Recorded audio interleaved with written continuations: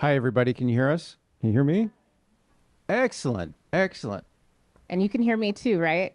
Okay. All right. That's great because it would be kind of awkward if I had to use my outdoor voice in here without the microphone. So I'm glad y'all could make it here. I've been looking forward to this conversation after I was contacted about being a part of this year's talk, and particularly as I was looking and learning more about Gloria and the Solutions Project. We got a lot to talk about, and so I don't want to futz around too much. Gloria, nice to meet you. Thanks for being Nice here. meeting you. Thanks for having me. For sure, for sure. Here's one of the things that struck me right away when I started reading about you and your background. And I want you to talk a little bit how you were raised. You were raised by basically conservationists. These were, and for all y'all who've lived in a household where you might have somebody who's told you to turn off those lights when you're not in the room, close the fridge. Gloria, what was it like for you in that kind of maybe inspired you to do the work you're doing now? Yeah, so I'm appreciating this because for me, it's all about taking back the narrative. And we'll probably get a little bit into it later in this conversation. But I was originally raised by my grandmother, Jackson, Mississippi. And my grandma was a farmer. Um, she had me the first 4 years of my life. And I always have to pay tribute to my mama, too, and all my aunties. So it was like a lineage of matriarchs. I didn't know my father to this day, so I should reach out to him at some point and get to know him. But all the women really inspired me. And you hit it on the nail, right? Like they were the ones who, and I didn't know it then, and I never really claimed it until recently. But they'd say, if you're in a room and you leave, turn the lights off. Don't keep the water running when you are washing your hands or brushing your teeth. Make sure, they were recycling. We were thrifting, right? It's cool to thrift now, but we were thrifting because we had to and we needed to. We were carpooling with our neighbors, sharing groceries. It was those kinds of things that were all about sustainable living and conservationist living.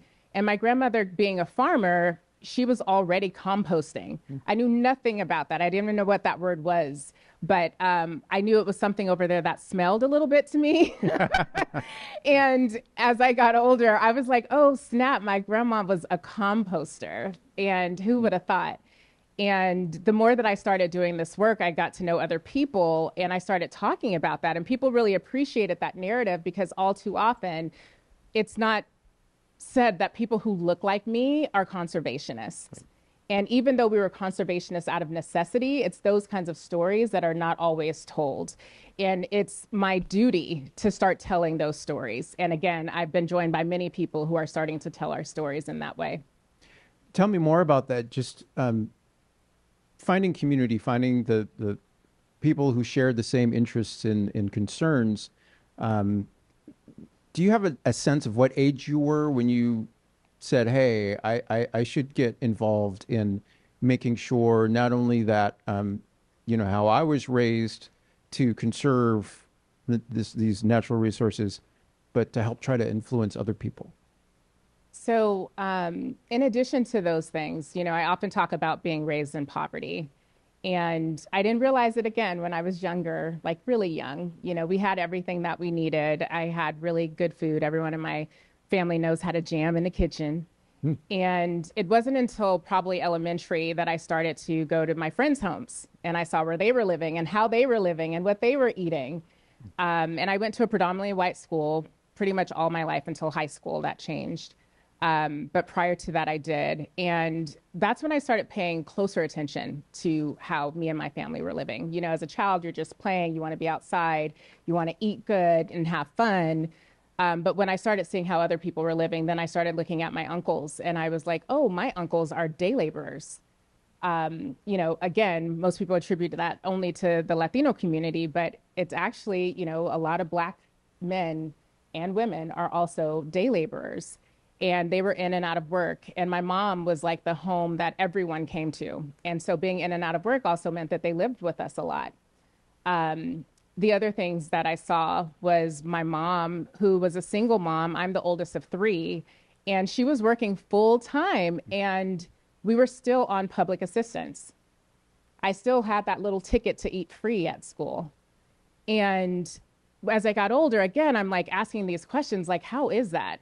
And then when I was asking my mom how much she makes, my mom was a low wage worker. So she was making $8 an hour some kind of way with 3 children, hence Wow. why she still needed to be on public assistance. And so often making choices about putting food on the table or paying the bills. And I can go on and on about, poverty and what that looks like, right? It's like my mom didn't have paid sick leave. So she had to go to work all the time. She did not have paid vacation. So these are all luxuries that we have and take for granted today. Right. But in retrospect, I'm like, whoa, my mom, what I always, looked at my mom and all my aunties is like, God, these are strong Black women and so resilient. And still had so much grace and beauty, but now I understand that they were really being graceful and so beautiful managing all that struggle and strife. And so at a young age, I also went to New York when I was like 10, and that's when I saw so many people who didn't have homes and didn't have food. And that really changed me. We had just finished eating, and I gave my food away to someone that I knew. And then I started asking questions, just trying to understand, like, what is this world that we live in? How is this possible? And as I got older, it was just really clear to me that, okay, I need to figure out how to, given that I've lived with, and my family, and, even beyond my family, my entire community that I saw lived with poverty conditions and in poverty, then I needed to figure pathways out of it. Right. Obviously, your grandmother and your mother, inspirations for you. Did you have other role models in the type of environmental action that you wanted to take? Yes, I have many role models. So definitely my grandmother and my mom. And I started organizing when I was in college in South Central Los Angeles, also known as South LA today. But there's a lot of us who still have pride with South Central LA. And it's the grassroots leaders there who taught me so much. And one of the things that I was really clear about very early on, because we talk a lot about empowering communities, but the reality is that all of us have power within already. And often organizing really is understanding the barriers to actualizing that power and exercising that power and trying to mitigate those barriers so that people can actually fulfill, their wishes. And so that was the role that I played as an organizer. Artists, were others who inspired me, whether that was like, and I guess I'm an old soul in some ways, like Paul Robeson and Nina Simone, and, artists who took their gifts and talents and shined a light on social issues. That for me was incredible. Outkast, right? Like, I grew up listening to them and Goody Mob. So people who were like woke rappers, right? Like I love that stuff. Right. And, Were you listening to Marvin Gaye back in the day? Because he What's Going On is one of those albums I think that a lot of people talk about inspiring folks into environmental justice. yes. We could go on. We could go on with and I love Marvin Gaye too. And then I'll say probably I'm a Zennial, a proud Zennial. Akuya and I were just talking about this. And it's millennials, like one Ming, who's on my team and works with me, Green Girl Leah, Crystal, who's Brown Girl Green, and Isaiah, who is queer brown vegan, and Wawa, who is Black girl environmentalist. So all of these millennials I actually love and I'm inspired by. And, I am an introvert. We were just talking about this, Brandt, and a hardcore one at that. But an introvert who loves people, and I have like deep compassion, highly empathic and empathetic. And so that's what drives my passion to be in community, which is why I'm really glad to be here. But what I learned from them was just the importance of being online, because I wasn't like on social media when everyone was on it. I was really late to it. I just got on it 2 years ago, so I was that late. And they really helped me understand the value of it. And it's just a different way to connect to people. And it doesn't have to be it doesn't have to be all about egocentrism, but it really can be about shining light on issues and helping to shine light on others and the great work that's happening on the ground. Right. So the organization you're a part of now sounds like you have quite a diverse group of young people that you're working with. I think when people see largely looking at the environmental movement is still perhaps very white, and you see a lot of white male actors or activists who are out there leading the charge. But I'm wondering, when you were getting active in community with others, did you any pushback from folks wondering, just like, what's an African American woman doing getting involved in this line of activism? No, I don't think I had any explicit and direct pushback. I would say that the pushback probably is systemic racism, right? That's something that I have to navigate every day. And, the other reality is that I do think that people often say that the environmental movement is predominantly white. And I often ask, is it, right? Like, is that really accurate? And from my experience, it's like I approach this work thinking about indigeneity. And the reality is that people all over the world have been connected, and native to a land, a place, and a space, and have been land stewards, water protectors, whether that's protecting our national parks, farms, you name it. And that's been happening for generations. But it is, the settler colonialism, colonization, and white supremacy where we've been removed from those realities. Because what that means is that those stories weren't told, and often not preserved and amplified and magnified. And part of what I do at the Solutions Project is making sure that we are telling those stories and doing just that. And I feel like every sector has played a role in perpetuating this kind of bifurcated reality. And now that I'm in philanthropy, I can speak to that. And I'm someone who I'm comfortable with being uncomfortable. I think that that's a part of the work that we have to do. Being accountable is a really uncomfortable position to be in, but it's necessary when you're trying to be in relationship. And in philanthropy, when I started to look at where money was flowing and where it was not, it was flowing to predominantly white-led, mostly male organizations, environmental organizations. Mm-hmm. And it was not flowing in abundance to people of color and predominantly women of color led organizations, which were the environmental justice organizations. Right.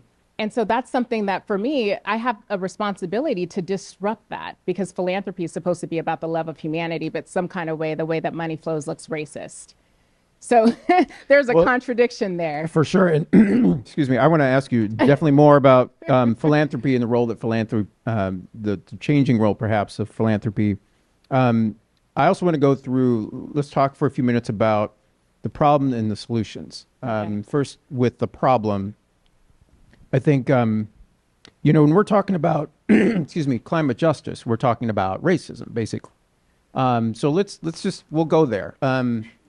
Give us some, I think you've already laid out some really concrete examples, but what are some other concrete ways that racism has this disparate impact when it comes to climate and where they intersect? What are some things that perhaps people don't quite understand that, oh yeah, that is racism? What are some things that you've come across that people should know about? Yeah, so climate justice, I would say, is about the intersection of race, poverty, and pollution. And really, you can play it at many different angles, because what I came to realize is that climate is the intersectional issue of our time. When I started organizing in South LA, and South LA was a community, and they called it South Central because it was at the center, it's situated at the center of freeways. Freeways are to the north, south, east, and west. And then there's South LA. That's a predominantly Black and brown community, low income, working class. And you can imagine what the air quality is like if you're situated at the center of freeways and diesel trucks. Mind you, the ports are there, transporting all the goods all over the world. And so those diesel trucks go right through that community, our community. And coupled with that, across the street, you're seeing these oil rigs, like they're just like lifting up oil out of the ground. Fracking, people are living next to. Children are playing, where fracking is happening. People are going to church where fracking is happening. We knew that our communities had some of the highest rates of asthma and infant mortality, some of the highest rates of cancer compared to other places in the county.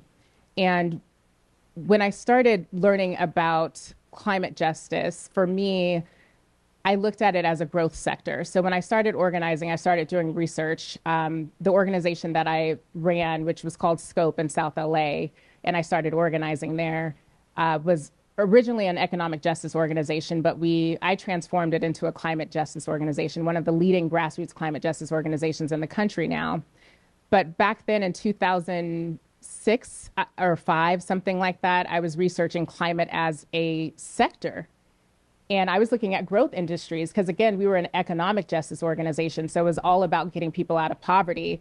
And I saw this sector called climate, and I was like, okay, well, this is going to be a new and coming sector. And at some point, trillions of dollars are going to be invested in this sector. And so what can I do to ensure that Black and brown communities are not left out? And the more that I delved into climate, that's when I started to realize, oh, my goodness, this is about public health and all the things that I just talked about, kind of what we're living next to. And I'll make this connection in a second. This is about public transportation. This is about affordable housing.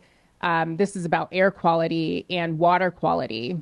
This is about food justice and food apartheid. And that's when I said, okay, this is the issue that everyone needs to be working on, because this is an issue where we can actually create a paradigm shift in society. So when I'm thinking about South LA, I kind of gave you a sense of what the community looks like. It's also a highly concretized community, meaning that the heat island effect is real and popping there. That, there's minimal green space and trees. I talked about the public health. And so we started polling the community because everyone was still telling me then, no one cares about the environment. They're too poor to care about the environment. And when we started polling folks, they actually did care about the environment. What we learned was that, yes, people wanted good jobs, but people also wanted to live in a quality environment. And people may have not been using the same nomenclature that we were using, like net zero or talking about carbon emissions. But people knew that they wanted to breathe clean air. And people knew that they wanted to drink safe drinking water. And people knew that they wanted access to healthy food, right? So it was these practical ways that you needed to talk to people, and that's how you relate. And that's when people were like, oh, absolutely, we want to throw down for climate. If this is what climate justice is, right, this is what we need to be doing. Yeah, and that really dovetails again with the language we use to describe what we're talking about. I think, again, people, they hear the term racism and they're going, yeah, I can put my finger, at least a lot of folks of color, but when you start talking about putting into those terms of, hey, do you want to know why it is that, your children, when they go out to play, they're playing in these really hot yards, they're coming home exhausted, they're being worn out, and then they have to go to school and try to learn after, so it's just some of these really basic things that people in other communities take for granted. And just give me a sense of, bringing that message to people in these communities that were impacted. I mean, was it a hard sell for folks to just go and look, this is really what's going on here? It's not just that, the smoke is bad on some days and then other days it's okay. There's really something to this, and you can actually do something about it. Was it a challenge, getting some people to actually go from being aware to actually getting in action? I think that's a great question. So organizing, I don't want to romanticize it, but I love community organizing. I was good at it. I connected with people. I could pack a room if I organized, right? That was my jam. And it still is. I still identify as an organizer. I'm not on the ground in communities now. I'm organizing capital and resources on behalf of communities. But it's not easy, and it's not for the faint of heart. And I think like with anything that you do, there's going to be some days that are hard and, gruesome, if you will. But I don't want to claim that it was hard to talk about these issues. I do think that once we started making connections where people understood that the conditions that we were living with every day were not happenstance. And what I mean by that is once we started to make those connections about policy and legislation that was happening, or who decided that our community was going to be the community that's situated, around all these freeways or have minimal green space, who decided that we're going to be living across the street from oil drilling and fracking sites. And so once people understood that people are in rooms making decisions about our lives, and either we can sit on the side and let them keep making decisions that impact us every day, or we can be at the center of change and actually do something about it. People were ready to ready to fight, right? Like right. They're ready to stand up and tell their stories. And because this is not only for them, but this is for their children. And organizing was really helping people understand that, yes, this is about self, but it's about your family. It's about your community. It's about the broader society. And people were ready to take action. Yeah, and tell me more about in connecting, in organizing, and I want to make sure that we're not. I don't want to be too narrow in my focus on the communities that are impacted here. Obviously, there are indigenous communities in all parts of the country and around the world that are disproportionately impacted by global climate change. Women, immigrant communities. Give me a sense of of those unique issues that these communities are facing, and how the work that you've been, that when you started doing, how did you make a point to make sure that these communities were also a part of the larger movement? So recently I was looking at this report that Brookings did. And, again, it's kind of going to this notion of like Black and brown folks not caring about the community. And now everyone, does all this research to see, like, is this true? And so one of the latest things that they came out with, and Brookings is reputable, is they realized that, okay, with who we polled, we did a swath, representative swath of the country. And what they saw was that 88% of Black people are concerned about climate change. And then Yale University did a report, right? Everyone has to do these reports. And did another poll, and they're polling voters. And then what they saw was that Black, Indigenous, and Latin women are the ones who are going to be the quickest to take climate action. And I'm like, okay, very good. This is something that I already knew, but but at least there's reports to back it up now. Mm-hmm. So the majority of people who are active, when we're organizing BIPOC communities, Black, Indigenous, and other people of color, the majority of those folks are actually women of color, which is probably not surprising to all the women in this room. And then there's the reality today that whether you're looking at women, and I'll look at the energy sector, for example, because today, and I look at thinking about the economy because that was my entree point, women are still paid less than men. On average, we can be in the same job, but for some reason, you're getting at least $10,000 more than me, at least. And then when you're looking at Black and brown communities, we're still the ones who are majority in poverty. When you're looking at the geography around the country, the southern United States is the area that is like the top leading sacrifice zone in this country. And who lives there, right? It's also known as the Bible Belt. It's also known as the Black Belt because a lot of Black people live there. And there's some morsels of stories that I can share about that, which I will later. But this is a narrative that is tried and true.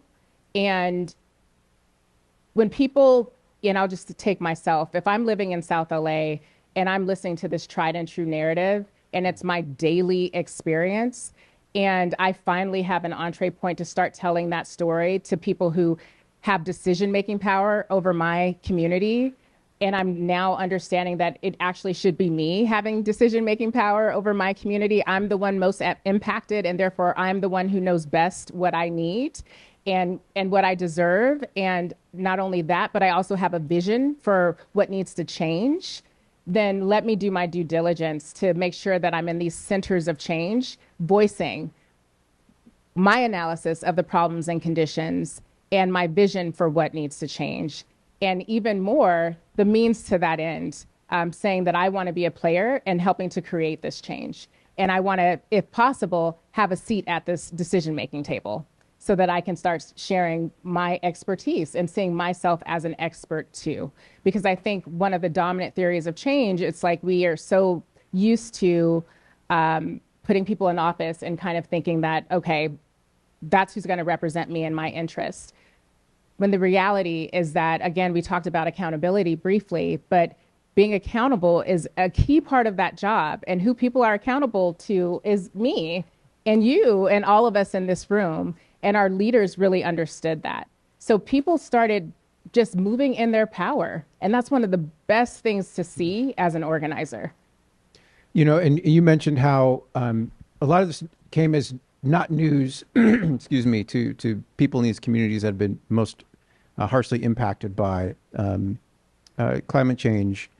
But I'm wondering if there's also a role for more research that is focused on how climate change is disproportionately impacting BIPOC communities, because it seems like perhaps the folks in these loftier positions who maybe have some control over what's going on the large scale are only moved by the numbers.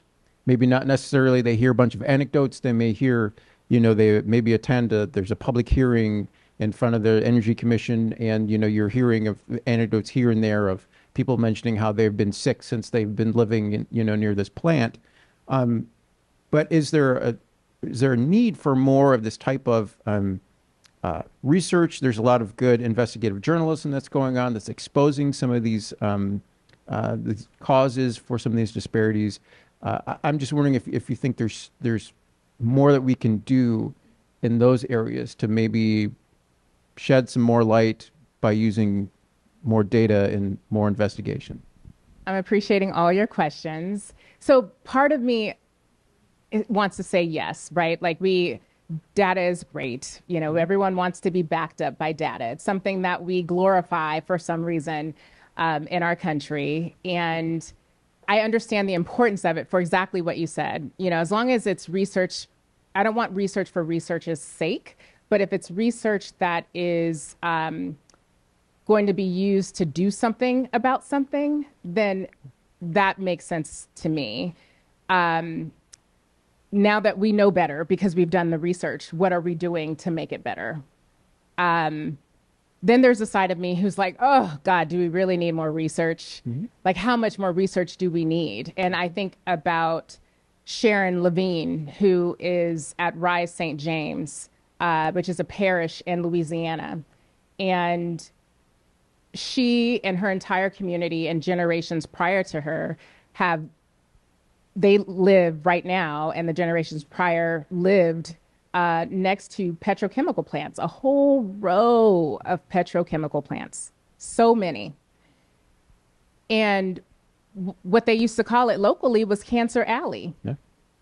And so Sharon has popularized this term, Cancer Alley.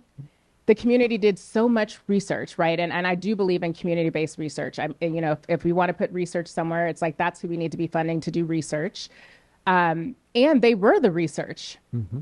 You know, so when they would go and give testimony, there was so much documentation of people dying from cancer, hence Cancer Alley. And it was only until then that, you know, and we've supported Sharon and their initiatives and their organizing and made sure that we got her on platforms where she could start telling this story so that people know that we're living in Cancer Alley, and somewhere in some decision-making room, they're still making decisions to create new petrochemical plants, to add more petrochemical plants by where my children live and where I live. That's crazy. And so again, somewhere we have to be accountable, but that's part of why places like the South get coined as a sacrifice zone, because it's those places where Black and brown people live, where people are in rooms willing to sacrifice them. And so I'm someone who's like, okay, we actually need a little bit more care in our policy and less sacrifice. Enough sacrifice. And I'll pause there. Okay, all right. Well, you mentioned Cancer Alley, and there was, I was noticing that there was a decision made earlier this week where a federal court had basically ruled that the EPA's adherence to the Civil Rights Act, which, there's a, don't want to go too into the weeds, but basically the Civil Rights Act does include protections for communities of color against environmental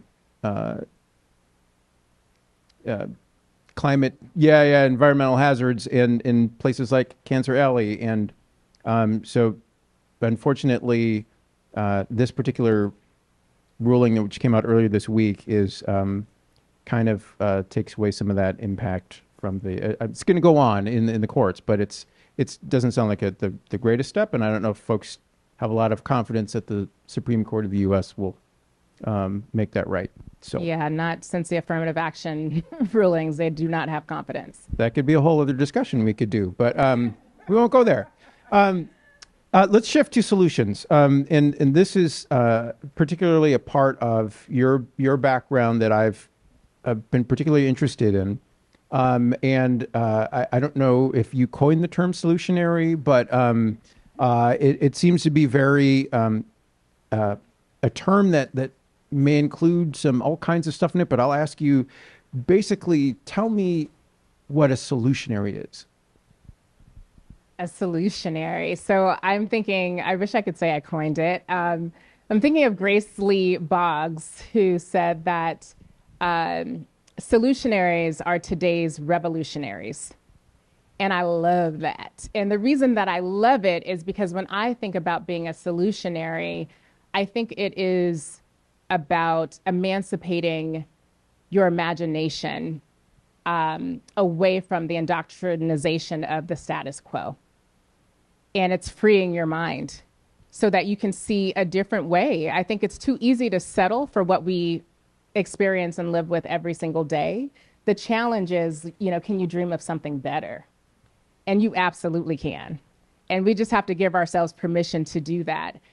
Being a solutionary is not just being mired in the problem, it's understanding the problem, but it's thinking of a better way. It's thinking of solutions. It is thinking of solutions in a way that's bringing joy and happiness to the work so that we're not just focusing on the doom and gloom of climate.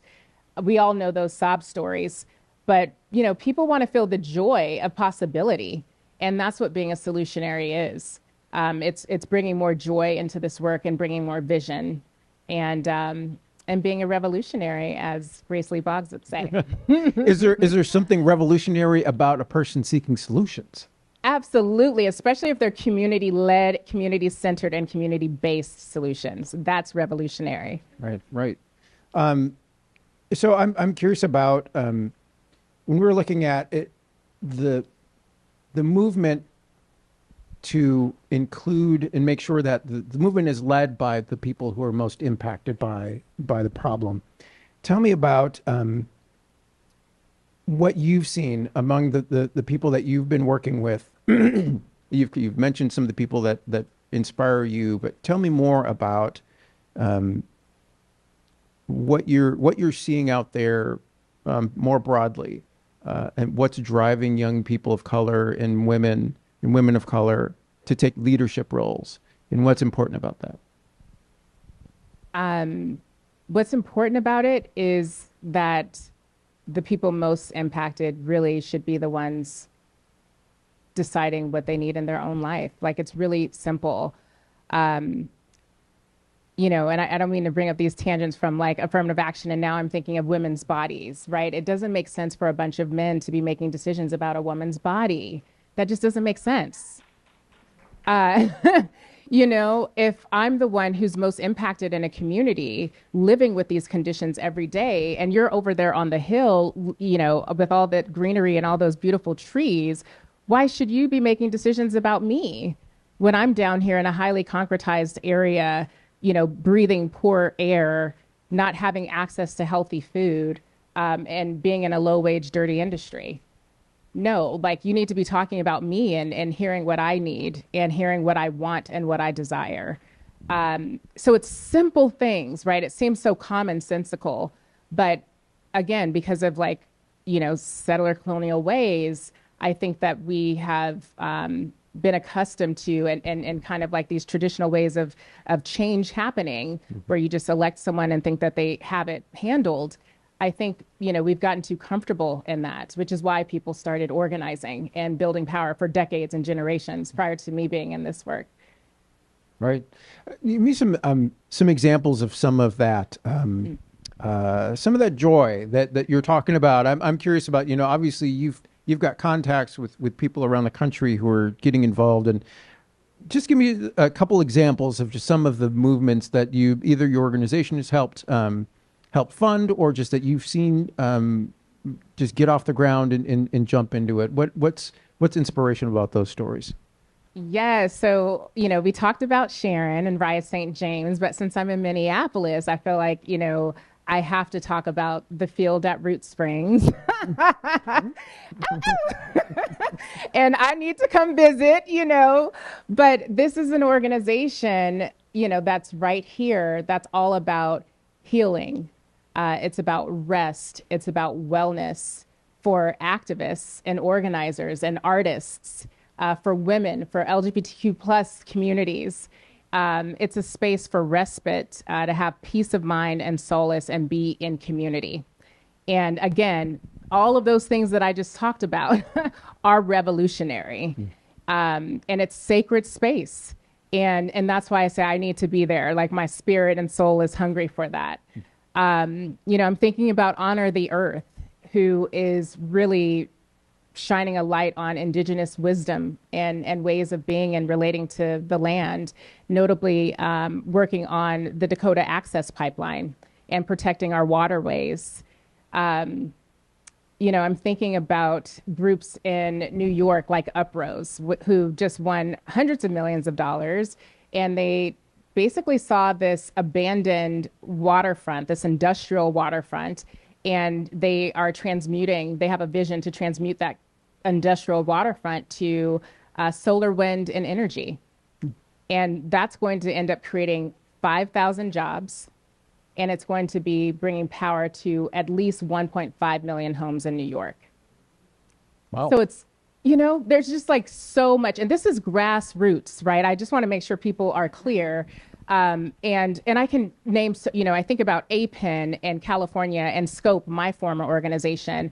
They're building resilience hubs, you know, and this is just saying that we need to bring all the assets that we have in our community, from churches to community centers, from schools to the fire departments, so that we can start working together.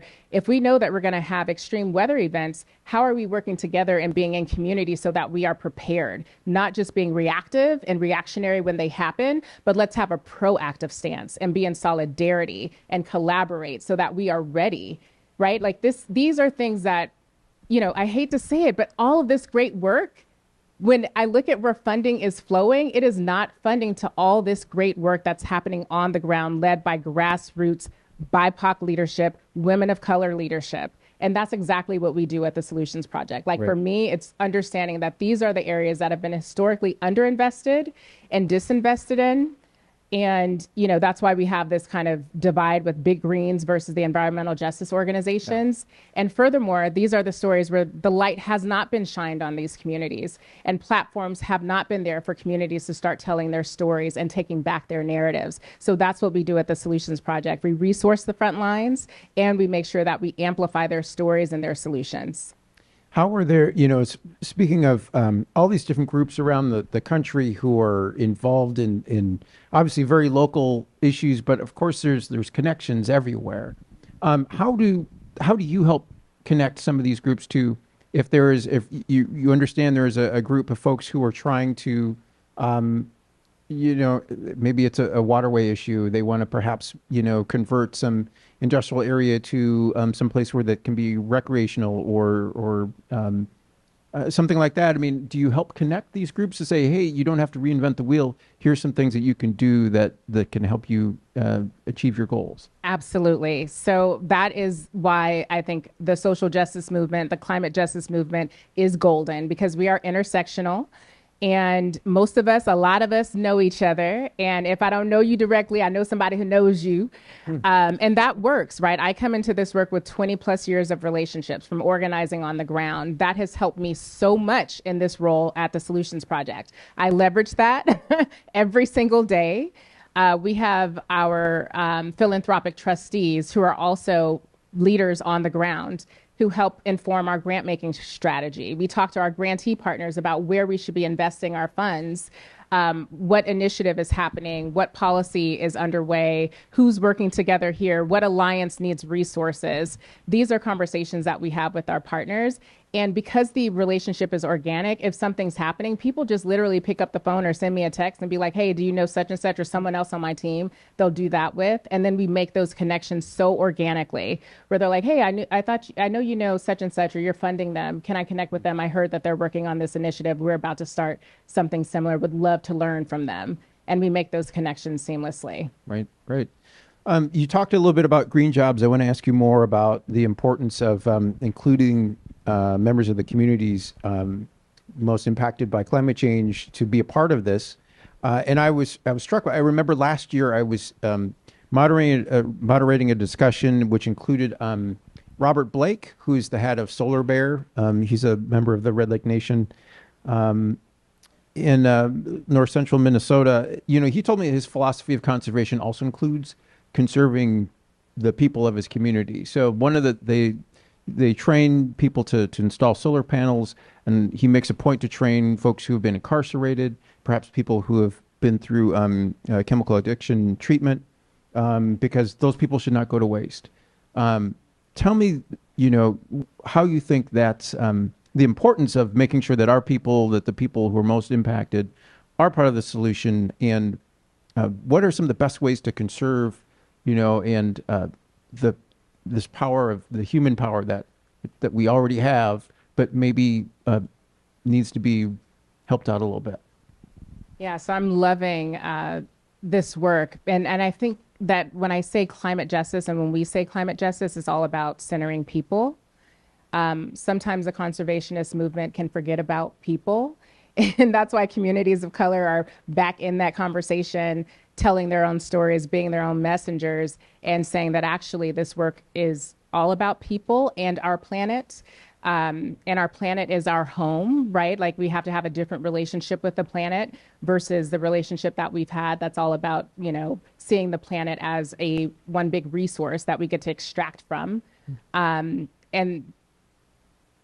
think frontline communities are kind of disrupting these dominant worldviews of how we relate to each other in the places that we call home, whether that's about having too much individualism, being highly competitive, romanticizing and valuing like mass consumption, mass waste, hyper extraction, and instead people are transmuting those toxic values into things like community and understanding the importance of interdependence, regeneration, collaboration, empathy, care, instead of sacrifice, right? It's these values and these dominant worldviews that frontline communities are infusing back into the ethos. And so to me, it's everything to make sure that this work centers people, because it's that kind of transformation, it's that kind of revolution, it's that kind of vision, it's that kind of emancipation of the imagination and what's possible that will happen when you're working with people, because we are intrinsically powerful, all of us, right? And so when you are tapping into that, what's possible is another world. And that's what I'm excited about. I want to ask you as well, obviously there are a lot of people who are not part of these communities that are disproportionately impacted by climate change, but really want to do something about it. And so I'm curious to, for folks who are just want to know where to start, they want to get involved, they want to work for the best for everyone. What are some tips, advice you have for some of those people out there who are like going, I haven't experienced this firsthand, but I'm really concerned about what's going on. So we love those people. And I think that it's all about being local and connecting with your local organizations. I'm proud at the Solutions Project that we've been able to resource over 300 groups, frontline, grassroots, BIPOC-led, predominantly women of color-led. 90% of our resources go to BIPOC-led and 80% to women of color-led groups across the country. So we are definitely doing our part. You can look on our website and, kind of put in where you live, and a bunch of groups will come up. And we're happy to help make connections. You can Google it, whatever's easy. And if you know people who are already active in some of these organizations, it's just, asking questions and talking to people locally. But getting involved, supporting your organizations, giving money, time, resources, people just really, everyone appreciates that. Right. In the next 9 minutes or so that we have left, I want to also now, let's go to philanthropy and let's talk about, tell me about well, there's a lot going on here, but the shift that you made from, being that organizer, organizing people. Now you're in, my guess is you're maybe in boardrooms, or you're in some other places where you're using the skills that you've developed over your life to now gather the resources. Tell me about that evolution for you. Yeah, so I would have never thought that I would be in philanthropy, for one. So it's kind of wild. But that's life, right? Like, that's kind of what happens. And, I was doing the work on the ground for 16 years and loving it, and still do. That's my pride and joy. That's what made me who I am. I think that is my armor in philanthropy. Coming into philanthropy was really intimidating. I came in 3 years ago, feeling intimidated because I knew my experience as a frontline organization with philanthropy. That felt very extractive, actually, and disrespectful, if I'm being frank. And I didn't feel valued when I ran another organization on the ground. So I was coming in with that experience, and again, 20 years of relationships with people across the country who share in that experience, and therefore feeling the weight of responsibility to do better because I know better. And feeling the weight of what I know is the need. So if our communities have been historically and present day underinvested and disinvested in, and I'm aware of that, that's exactly the niche that I need to enter into. That's exactly where I need to disrupt. If I'm clear that philanthropic dollars, the flow of philanthropic dollars looks racist, then I have to do my part to tell a different story. I have to practice something different in order to tell a better story. And so in some ways, I came in really clear about the purpose, but also understanding that, again, what I'm navigating is systemic racism. And I'm a Black woman in this work who came from the front lines. My family is the front lines, organized in the front lines. And now I'm in philanthropy. Yeah. Who are you, right? And so I believe that's exactly who needs to be taking over philanthropy. Right.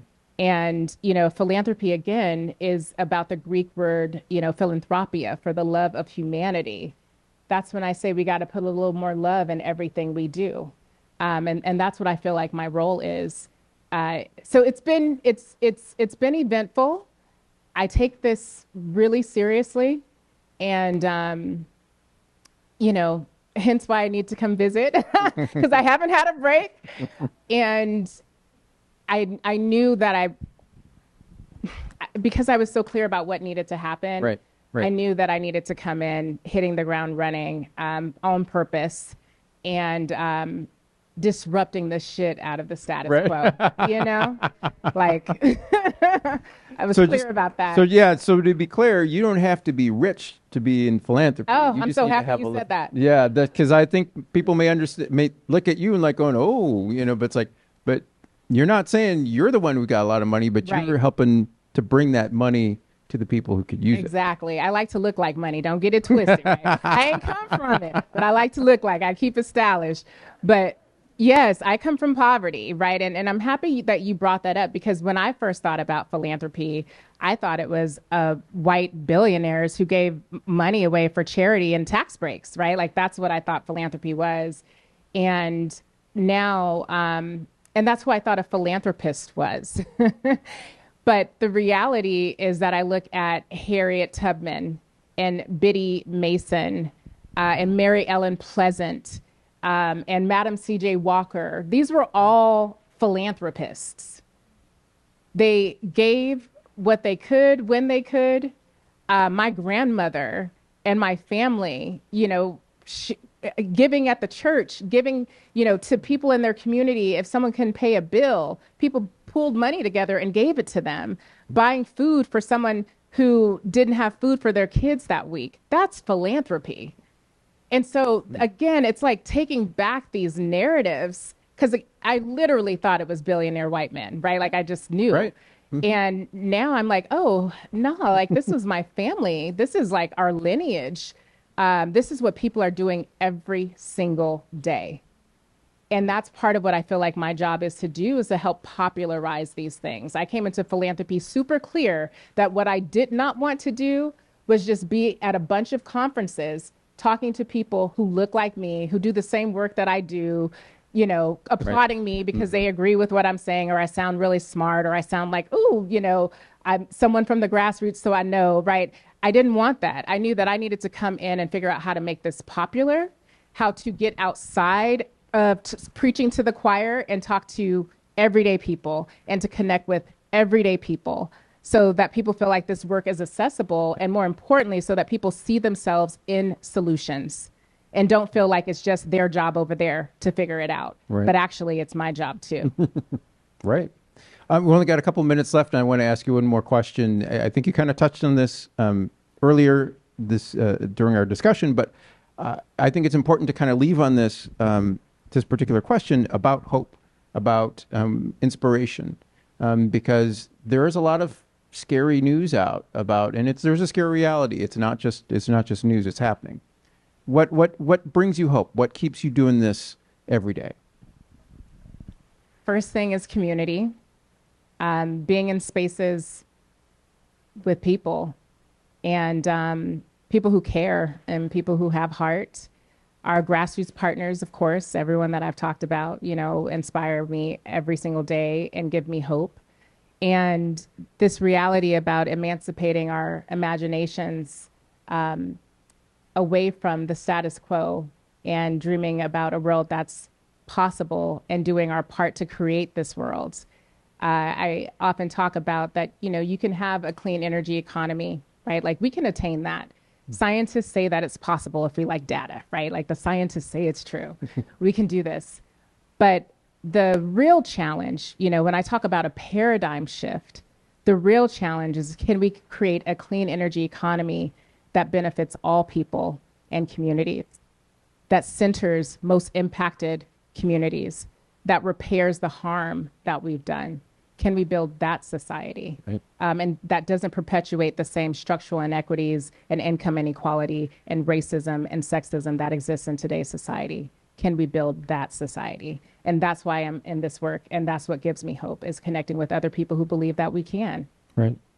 Gloria, thank you so much. It's been a pleasure speaking with you. Everyone, Gloria Walton. It's been a pleasure. Thank you so much. Thank you. Yes. That is going to be the end of our the day for our climate solutions. But of course, there's more going on this week. So please consult with the calendar, and please join us here tomorrow. Also, if you're so inspired, you can also make a donation to the Great Northern to support the work that's being done here, and that will fund further events going on in the series. So thank you again very much. My name's Brandt Williams, and it's been great fun talking with you all today. It's been so great. Thanks for having me.